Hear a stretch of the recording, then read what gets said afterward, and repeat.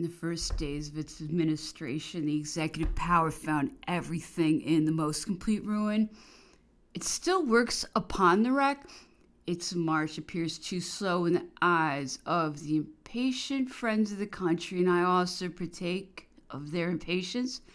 And I conclude that the sooner to satisfy it, we must not be divided. The more we suffer to be discovered the necessity of a change in the system, and the more we weaken the government, her march will be so much the less vigorous and the less rapid. Besides, do not forget, representatives of the people, that if the equilibrium of the powers without which there is no durable constitution exacts, the government should not weigh upon the legislative body as before the 30th Prairial exacts also, that the legislative body should not weigh upon the government, without which France would only have but changed her tyrants. The effect of your good intentions will be lost in the abasement of the Directory, encourage the factions. To obtain that equilibrium, therefore, we must not act imperiously. The dismission of such or such an agent, because he had been accustomed by such or such a paper. In short, that the directors will not condemn without hearing the justification of the accused. It must not be thought that they act like their predecessors, for they condemned at that time the people and the individuals without listening to their defense, because we have been for a long time oppressed by the executive power. We must in our turn become oppressors, for the constitutional equilibrium would gain nothing by that change of parts if a word said at that tribunal became an order for the governor and a sentence for the accused. Liberty would not any longer be scarcely but a chimera and a directory of a mannequin.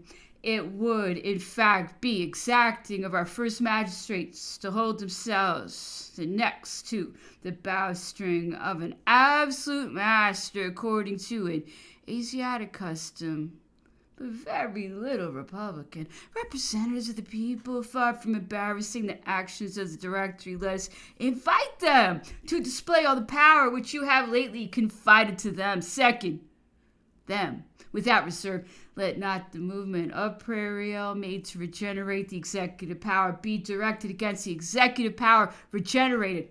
Let our attitude restore the confidence, destroy the inquietudes, and bring calm into the bosoms of the friends of the Republic.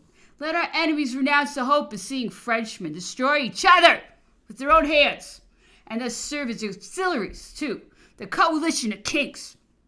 Let them hear once more, those men of blood and discord, the oath which we renew to defend the directorial constitution for and against all the parties. The whole of the assembly rose in repeating the oath, notwithstanding that apparent unanimity. My discourse was considered by the Jacobins as a culpable attack. The next day their paper, Journal of Freemen, complained that my declaration against the reestablishment of the revolutionary system and my discourse had furnished the subject of a pamphlet entitled No More Terror, No More of the Regime of 1793. Down with the Jacobins. The journal thus far spoke only the truth, but in railing against me as it exhausted upon us its rich vocabulary of injuries. The censure of the journals had been taken from the government, and while they were for the law of repression, the license of the periodical press was without limits. This journal was the echo of the popular society which had opened the sittings of the hall of the Manège, and which had taken the name they had profited by the movement of Prairial to open the clubs. The law forbade those reunions to have presidents to make collective addresses and to adopt, but they eluded the law step by step. The General Augereau was nominated president under the name of the Regulator. Several deputies were named secretaries, and several others had themselves registered. The audacity of that society increased by such a reinforcement, and Paris heard with consternation come out of that new tribune the names and maxims of 1793. The number of the auditors augmented every day, and they formed externally considerable meetings.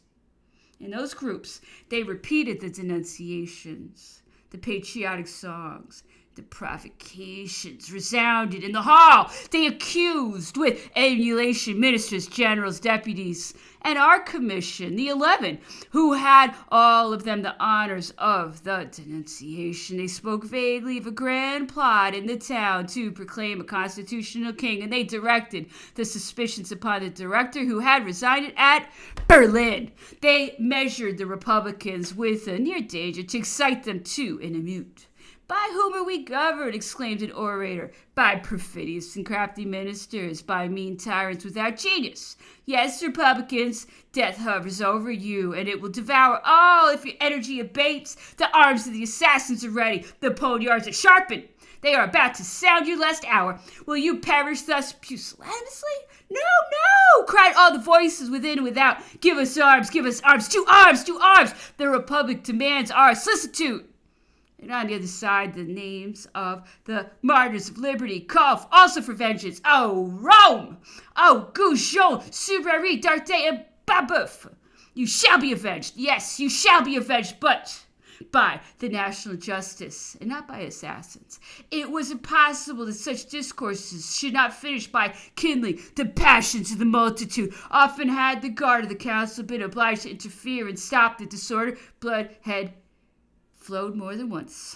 The guard was charged only with the police of the legislative enclosure, and the hall of the menage was found to be comprised within the enclosure of the Council of Ancients. That council, indignant at the turbulence of the society, resolved to take away the place which they had given them, forced to quit that menage. It endeavored to take refuge in the ancient house of the Oratorians. But the peaceful inhabitants of that part of the town repulsed such neighbors who were so little agreeable. At length the wandering society found an asylum in the ancient hall of the Jacobins, and it was there that it recommenced its tumultuous reunions. The new hall appeared to have augmented the audacity of the members of the society, and agents were most particularly the objects of their threats.